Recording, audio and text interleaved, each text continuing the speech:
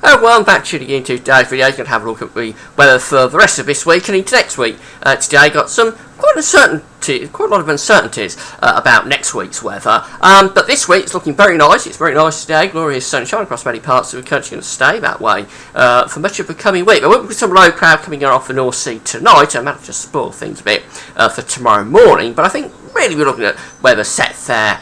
And apart from a few showers up in the north, basically got a lot of fine weather coming up. And the temperatures are going to be lifting up a bit as well as we get towards the end of the week and into the weekend. I think we could well be seeing most temperatures getting up towards below to mid-70s, perhaps below to mid-20s, which is the mid to upper 70s Fahrenheit. So, yeah, we've got some really nice weather coming up. Now, I just want to explain about the advertising. I'm trying out some keyword ads at the moment on my website. So some of the words on the pages of my website may appear green and they may have links with them if you roll your cursor over them, links to ads. So if you just click through those ads if you're interested in them and go through to the advertiser's website, you'll be able to see what they're all about. It's just something a bit different, but I'm trying out to see what happens with it. So for today, well, we've got the temperatures lifting up to around the upper teens here, the low 20s across many parts of the country. This is showing temperatures somewhere around 17, 18, 19 degrees for many of us, but I think we can lift that a little bit more. The general rule of thumb with these temperature charts of the GFS model is that you can probably put 2 or 3 degrees on them in summer, and the same tends to be true in winter with minimums. You can often lower them by 2 or 3 degrees in the winter. The minimum temperatures at night, so if they go for -5, you can possibly take that down to -7, -8. In summer it's the same idea, only the other way, so with temperatures of around 18 degrees, you can lift that up generally to around 20 or 21. So yeah, temperatures around the 20 Fahrenheit, 20 Celsius mark, which is around the 70 Fahrenheit mark today. A very nice day. As we run through the charts, we see that for tomorrow, well, again, looking at temperatures very similar, maybe pegged down a little bit more tomorrow because we've had that cloudy start. So I think the potential for lifting the temperatures up into the 20s probably is a bit limited away from the far south and southwest. We may be a degree or two down tomorrow, but overall, still quite a pleasant day. For Thursday, lifting the temperatures up more. This is showing temperatures get up to 20, 21, 22. We can probably take that up to around 23, maybe 24 on Thursday. That seems to be mid-70s Fahrenheit. Same sort of idea for Friday, nice and warm there. And as we go into the weekend, we're keeping high pressure really dominating weather around the country. So again, we keep it warm going into the weekend, showing temperatures of around 21, 22, so lifting that up 2 or 3 degrees by the rule of thumb. I think we can take that to around 24, possibly 25. 25 is 77 Fahrenheit and will feel very summery. Same sort of idea going out into Sunday as well. By Sunday, we're just starting to see signs though that the pressure is leaking away a bit to the south and the west, and the high pressure is dominating up here to the north, and that really sets us up for the uncertainties better as we go into next week. We'll have a look at the 500 millibar height anomalies from the model here. We've got the GFS on the right, the ECMWF model is on the left, and 500 millibars is where weather is taking place in the atmosphere. We've got high pressure, low pressure developing, being moved around by the jet stream running above, and the orange colours indicate we've got above average temperatures, which extrapolate to above average pressure. Blue colours indicate we've got below average temperatures, extrapolating to low pressure. And what's quite evident with this is that both models, the ECMWF and the GFS, have got this large blocking feature up to the northeast. I'll just highlight it.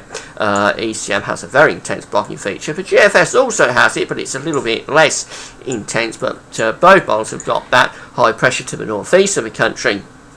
And both models have a trough in the Atlantic, a trough of low pressure of below average height. So that's where the low pressure is on the ECMWF, and that's where the low pressure is on the GFS. But what's quite obvious with that is that the GFS is much deeper with that trough of low pressure in 8 to 10 days' time, which is taking us towards the middle and last stages of next week. It's much deeper with it than the ECMWF. The ECMWF has quite a shallow and weak trough. The GFS, with the darker blue curves, has a very deep trough. And that's important because the GFS is much more unsettled, really, than the ECMWF. The ECMWF would maintain basically quite settled weather going out well into next week, whereas the GFS, I think, does want to break things down and turn them a good deal more unsettled. So if we have a look at the GFS temperature ensembles, we can see that yes, the GFS model is going for quite a breakdown next week. We see that we've got no real precipitation spikes showing up here for the first bit of the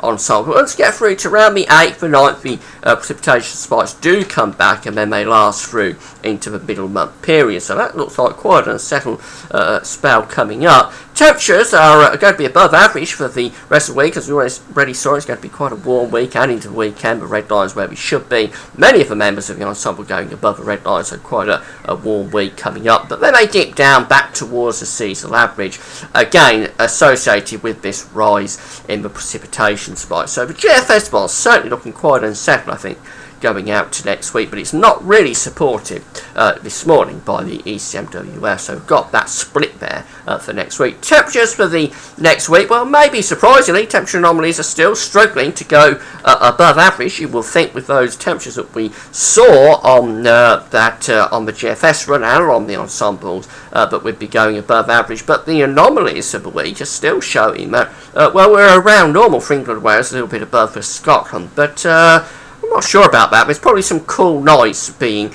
associated with that, just dragging things down a bit. I think by day we are going to be above average for the next week. I think we'd be pretty confident of that.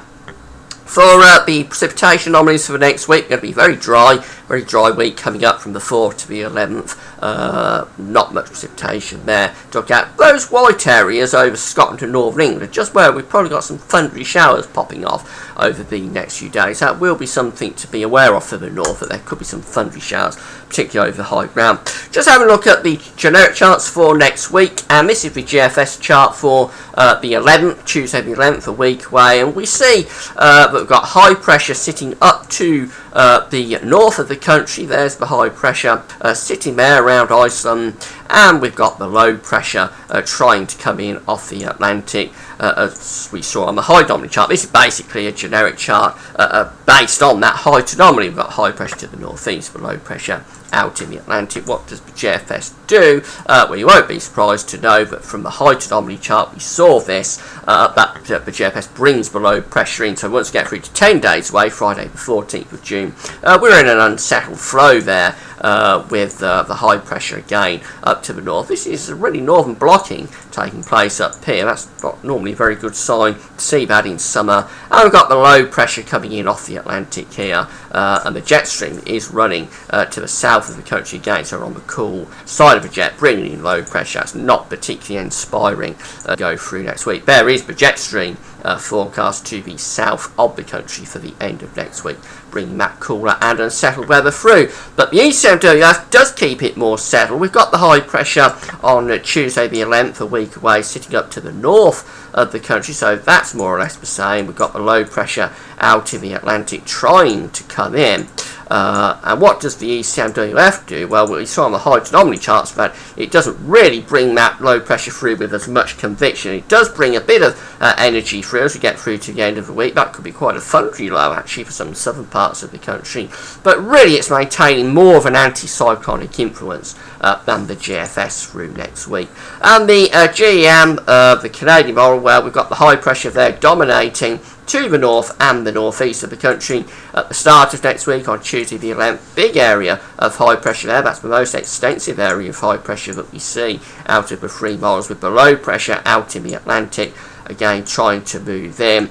As we go through to the 10-day period, again, it's the same sort of idea that low pressure is trying to come in, but it's not coming in with as much conviction, I don't think, as it is on the GFS model. But we've got a lot of blocking up to the north, and this blocking is probably quite concerning if you want it to be a prolonged sort of dry, warm, settled summery spell. This high pressure up here is usually, when you get it up there in the summer, it's usually a very bad sign, and many of the last summers that we've had that have been very unsettled and cool, they've been in a large part caused by that big blocking feature sitting up to the north, round Greenland, around the Arctic, driving the jet stream southwards. So all models are going for this idea that we develop the northern blocking through next week. Of course, we had it all through the winter as well, so it's just a continuation of the pattern we're used to, really. But all models are going for this.